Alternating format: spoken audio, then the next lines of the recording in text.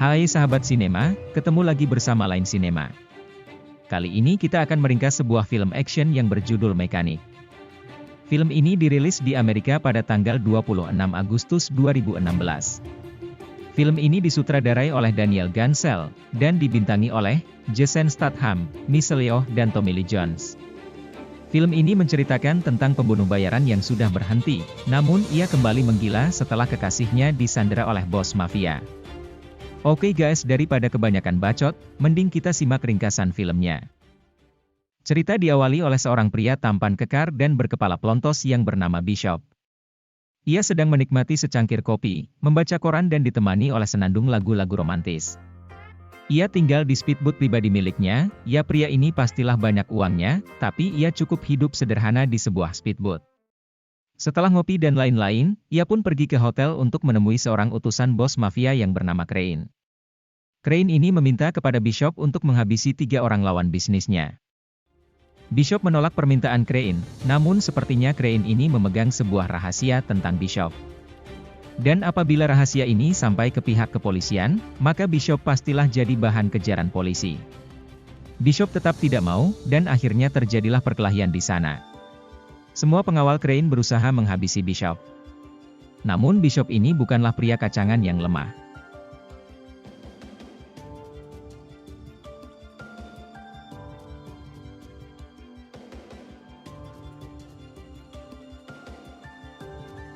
Sewaktu Bishop pulang, terlihatlah beberapa anak buah Crane memeriksa speedboatnya. Pada akhirnya ia meledakkan speedboatnya sendiri. Langsung saja Bishop mencari informasi wanita utusan Crane tadi melalui foto yang ia dapat. Di sana Bishop mengetahui semua orang yang bersangkutan dengan wanita utusan ini. Kemudian Bishop bersiap untuk pergi dari sana. Tujuannya adalah sebuah negara di Asia, yaitu Thailand bagian selatan.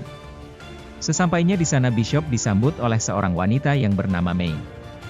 Mei ini adalah seorang pengusaha penginapan di pulau itu. Bishop pun langsung dibawa ke sebuah bungalow yang sering ia pakai dahulu.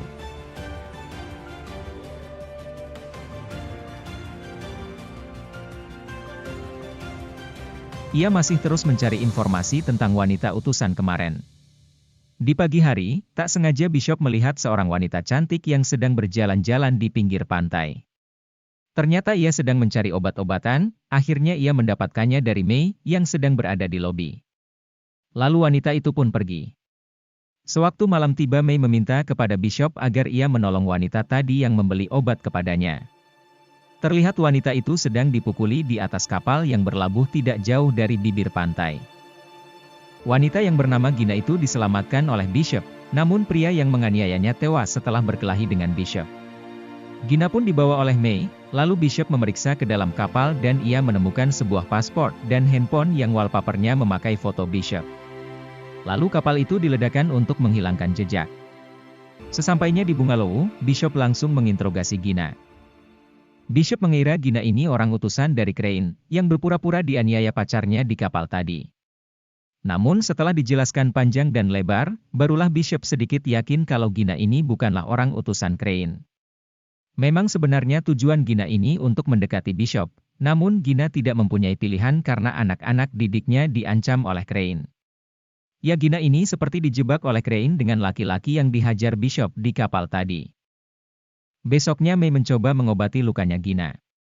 Dan Bishop pun segera mencari tahu siapa sebenarnya Gina ini. Ternyata Gina adalah seorang guru sukarelawan yang mau mengajar di desa-desa terpencil di Thailand. Mereka berdua pun kembali mengobrol di pasir pantai dengan pakaian renangnya. Ringkas cerita, Gina pun menuju ke air laut dan menyelam mencari ikan untuk membeli pembalut. Mei pun mengundang Bishop dan Gina ke acara dansa yang ia adakan setiap bulan sekali. Gina dan Bishop pun sangat serasi. Hari demi hari, kebersamaan mereka semakin dekat dan menumbuhkan rasa saling menyukai di antara mereka. Malam pun tiba, mereka berdua meneguk minuman beralkohol untuk memanaskan badan. Pulang dari minum-minum, mereka berdua pun langsung adu mekanik yang ditemani oleh deburan ombak yang membuat suasana semakin romantis dan membangkitkan gairah mereka berdua.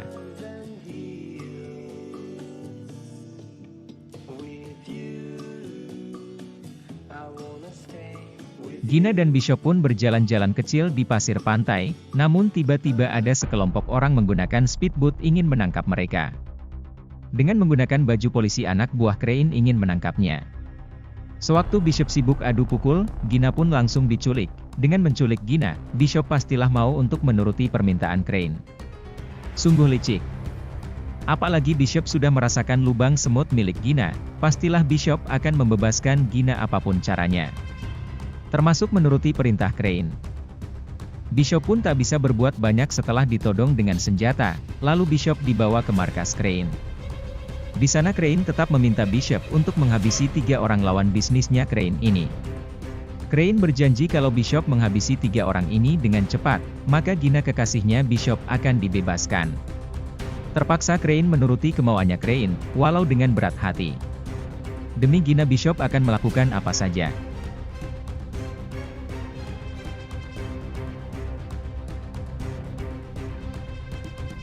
Bishop langsung menyusun rencana untuk membunuh orang pertama. Orang pertama yang akan dihabisi Bishop bernama Krill. Ia berada di penjara yang dibangun di atas bukit batu di tengah-tengah laut, salah satu pulau kecil milik negara Malaysia. Semua perlengkapan untuk melarikan diri Bishop siapi. Setelah semua siap, ia mencari data orang yang masih jadi buronan kepolisian Malaysia. Bishop pun menyamar dan berbuat onar di depan kantor kepolisian. Itu trik Bishop saja agar ia bisa masuk ke penjara. Setelah menjalani pemeriksaan di kantor polisi setempat, kemudian ia dibawa ke penjara tengah laut.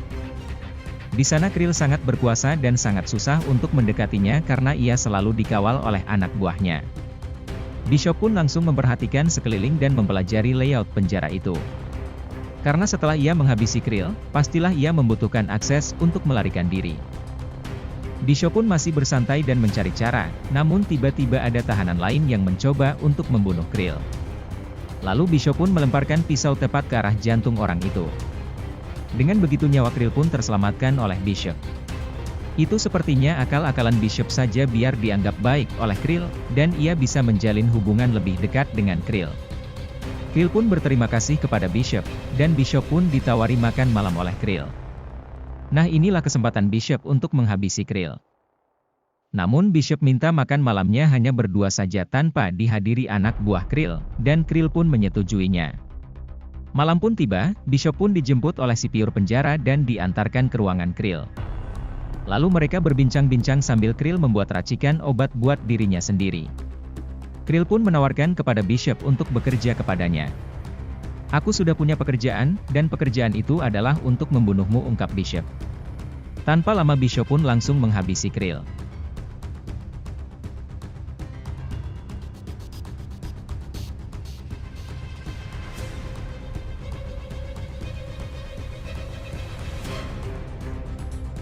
Pembunuhan itu diketahui oleh kepala penjara, lalu petugas menyuruh semua tahanan untuk kembali masuk ke selnya masing-masing. Tapi tidak dengan Bishop, ia melakukan rencananya untuk meloloskan diri dengan peralatan yang lolos dari pemeriksaan kemarin. Ia meledakkan pagar penjara yang tebal itu dengan dinamit yang ia rakit sendiri. Bishop pun lolos dengan terjun ke laut. Lalu ia pun dijemput oleh anak buah Crane, yang berpura-pura mencari ikan. Lalu Bishop pun menelpon kalau target pertama sudah tewas, lalu Gina pun berbicara sebentar dengan Bishop. Bishop pun menanyakan apakah engkau baik-baik saja? Ya, aku baik-baik saja, ungkap Gina. Engkau diberi waktu 48 jam untuk menghabisi 2 orang lagi. Singkat cerita, Bishop pun telah sampai di Australia di mana sasaran keduanya ini adalah seorang miliarder, yang sangat kaya raya yang bernama Adrian Cook. Persiapan Bishop dimulai dari udara, ia mencoba mengamati tempat tinggal Adrian Cook. Terlihat memang didesain sangat ketat dan kuat, dengan kolam renang yang menggantung dengan ketebalan kaca mencapai 15 cm, dan itu sangat susah dipecah, kalau bukan seorang pro yang sangat ahli. Bishop pun menghitung dan meneliti kebiasaan-kebiasaan Adrian Cook sehari-harinya, karena yang akan ia habisi ini selalu dikawal ketat, dan kalau ingin masuk ke rumahnya untuk membunuh, itu tidak akan mungkin. Jam berapa ia keluar dan jam berapa ia mandi di kolam renang, benar-benar diperhitungkan oleh Bishop. Bishop pun berpura-pura untuk membeli apartemen yang berdekatan dengan apartemennya Adrian Cook. Ia pun ditemani oleh sales apartemen, dan Bishop pun bisa leluasa melihat keadaan di sana. Diam-diam Bishop pun mengambil gambar kunci apartemen itu, untuk diduplikat agar ia bisa masuk ke sana, demi melancarkan aksinya. Sungguh seorang mekanik yang sangat jenius. Singkat cerita Bishop langsung membuat sebuah alat, untuk memecahkan kaca kolam renang yang tebalnya 15 cm itu. Memang Bishop ini terkenal dengan skill yang sangat mumpuni di kalangan pembunuh bayaran. Bishop ingin menghabisi Adrian Cook di saat ia lagi berenang, jadi seolah-olah seperti kecelakaan. Bishop pun masuk menyamar sebagai teknisi ke apartemen itu, dengan kunci duplikat yang ia punya, ia segera memasuki ruangan yang pura-pura ingin ia beli kemarin. Dan langsunglah ia beraksi.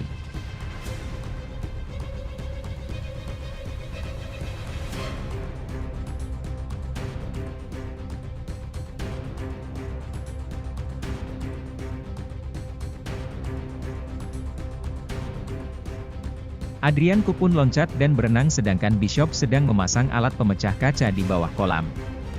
Akhirnya Adrian Cook pun tewas jatuh dari lantai 57. Tugas kedua pun diselesaikan dengan sempurna oleh Bishop.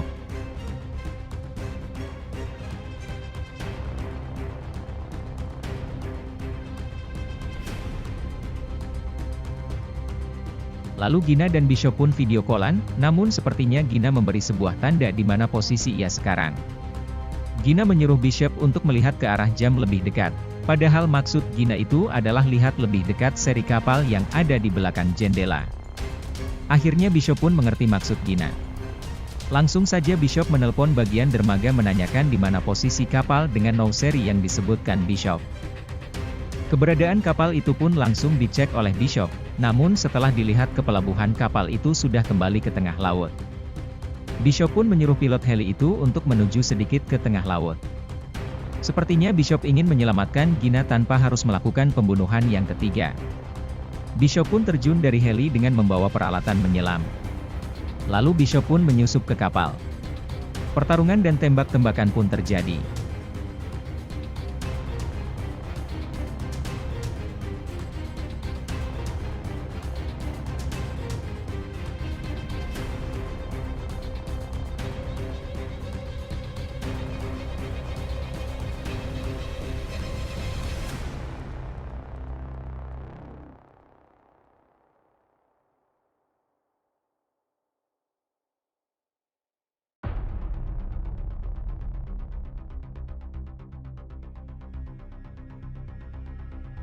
Bishop tertusuk dan jatuh lalu ia dikepung dan ditangkap.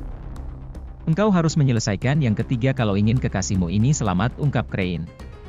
Crane pun pergi membawa Gina, sedangkan Bishop lanjut bertarung dengan anak buah Crane yang ada di kapal. Kemudian Bishop pun meloncat ke laut untuk menyelamatkan diri.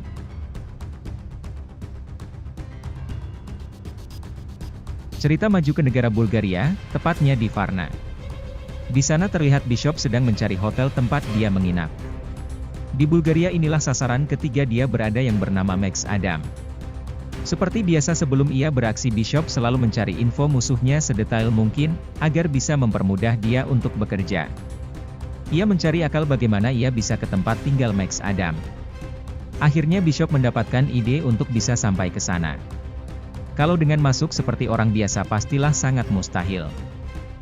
Penjaga yang tertembak itu, langsung dijemput dengan helikopter rumah sakit dan ternyata Bishop pun menyelinap ke bagasi heli itu untuk sampai ke markas Max Adam, sungguh brilian.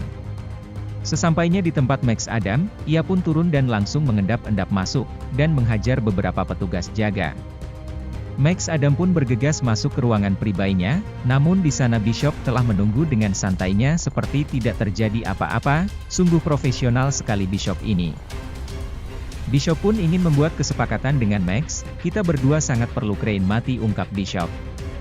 Lalu bagaimana caranya, ungkap Max. Kita akan memancing pasukan Crane untuk menuju ke sini dengan menggunakan pangkalan kapal selam ini. Tapi engkau harus tewas, biar Crane lebih yakin. Mendengar ide itu Mas pun mengerti. Maka rencana pun dijalankan. Keesokan harinya pas Max berada di pangkalan kapal selamnya, tiba-tiba ada ledakan, dan ledakan itu seolah-olah mengenai Max. Rencana pun berjalan lancar, setelah ledakan Max pun terjun ke air laut, dan langsung diselamatkan oleh Bishop. Setelah berenang beberapa jauh mereka pun sampai di pantai dekat pinggiran kota Bulgaria. Crane pun mendengar berita kalau sudah terjadi ledakan di markas Max, dan Max pun terkubur di dalam laut dengan reruntuhan. Mendengar itu Crane pun langsung menyuruh anak buahnya untuk memeriksa ke sana. Ia tidak tahu kalau Bishop sedang mempersiapkan ucapan selamat datang buat pasukan Crane.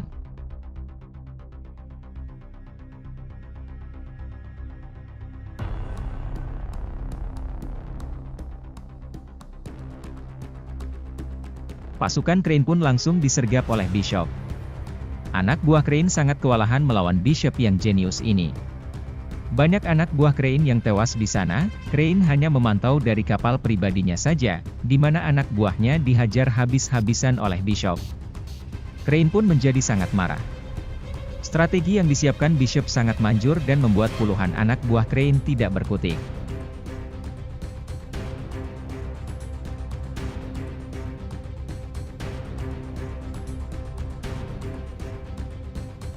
Akhirnya semua anak buah Crane tewas tak bersisa, lalu Bishop pun langsung menuju ke kapal pribadinya Crane. Crane pun terlihat sangat marah campur takut. Setelah bertemu ikan-ikan, Bishop pun sampai ke kapal milik Crane. Penjagaan yang super ketat di kapal, karena tinggal ini saja sisa anak buah Crane. Crane pun menunggu kedatangan Bishop dengan harap cemas. Ia sudah pasti merasakan kalau ia akan dihabisi oleh Bishop.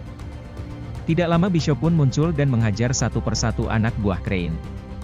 Crane pun mengaktifkan bom penghancur kapal itu sendiri. Ia berharap dapat lolos dan Bishop pun tewas karena ledakan. Itulah yang ada di pikiran Crane.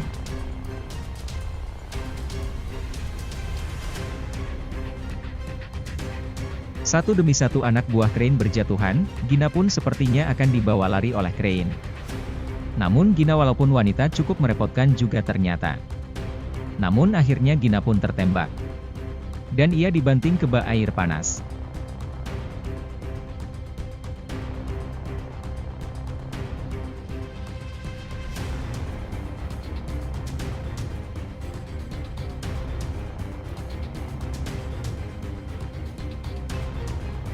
Akhirnya Crane pun muncul dari persembunyiannya dengan memegang sepucuk pistol. Dan meneriaki Bishop agar keluar berhadapan langsung dengannya. Akhirnya Bishop pun bertemu Gina, lalu Bishop melihat ke monitor ada beberapa bom yang akan meledak. Gina pun langsung dievakuasi di sebuah kapsul penyelamat, sedangkan Bishop masih ada urusan dengan Crane yang harus diselesaikan. Bishop pun keluar dengan menembaki anak buahnya Crane.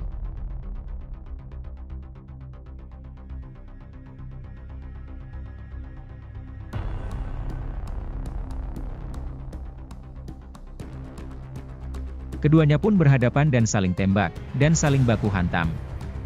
Jual beli pukulan terjadi di antara mereka sedangkan hitungan mundur bom sudah semakin dekat.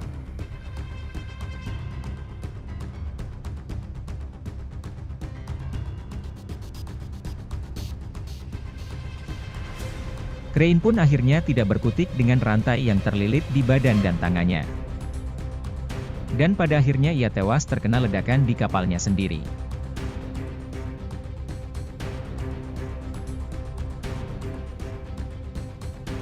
Gina pun selamat sedangkan Bishop pun belum tahu keberadaannya, selamat atau tidak. Gina pun terlihat cemas karena Bishop belum juga kelihatan. Namun setelah melihat puing-puing ledakan kapal, Max Adam pun tahu kalau Bishop masih hidup. Max pun hanya tersenyum manis saja melihat kejeniusan Bishop. Singkat cerita Gina pun kembali lagi ke Thailand untuk mengajar. Di sela-sela ia mengajar tiba-tiba muncul sosok laki-laki tampan yang ternyata itu adalah Bishop.